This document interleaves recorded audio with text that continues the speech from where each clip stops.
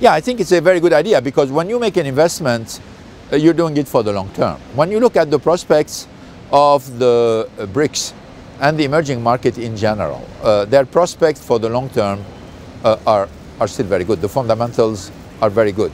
When we talk about China, Russia, Brazil or India, these are rich countries, heavily populated with a very sound and healthy demography, where the level of motorization is still extremely low, particularly when you compare it to the average European country, which is at about 500 cars per 1,000 residents.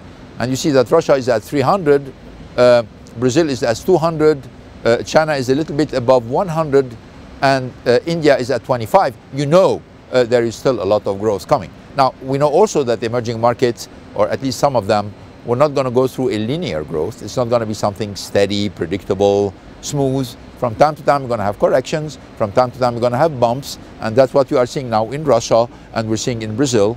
We've seen it last year in India, but India is resuming growth at the end of 2014, and we feel very good about 2015. And China, even though the growth have slowed, well, it's still a very significant growth. 7% growth of GDP forecast for next year. It's not so bad.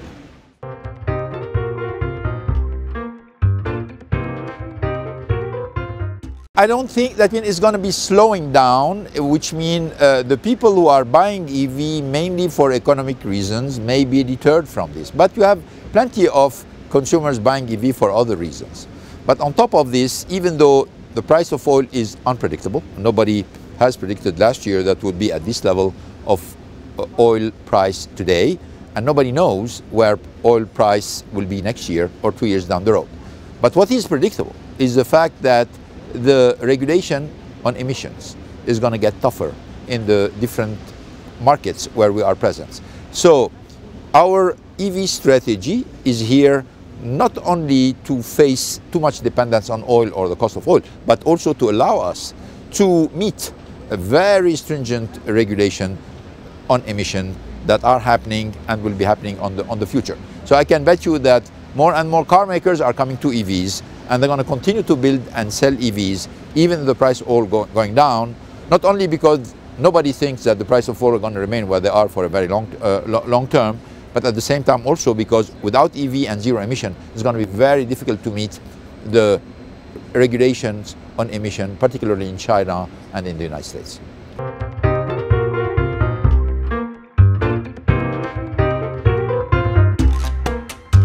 I think first offering more opportunities, hiring more women, making sure that in the succession planning, we are facilitating, helping, planning more women in charge of the different responsibility, and it's going to happen. That means the trend is unmistakably going into a specific direction, and I think with everything we're doing and other car makers are doing, you're going to see more and more women in executive positions in the car industry.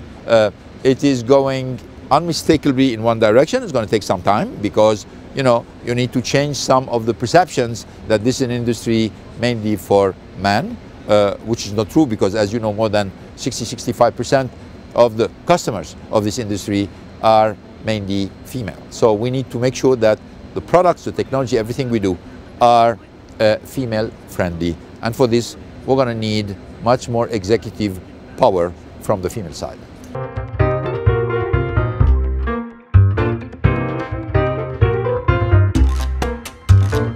I think the fact that at least at the level of the industry we're talking to each other, not talking about competitive issues, but talking about issues which are common to the industry, where we can come with one voice, guiding, advising the different governments about the limits of technology or the hopes that the technology can allow us to do. So I think the fact that the industry is behaving in a way which is much more responsible today is something which is the benefit of associations and meetings like this one.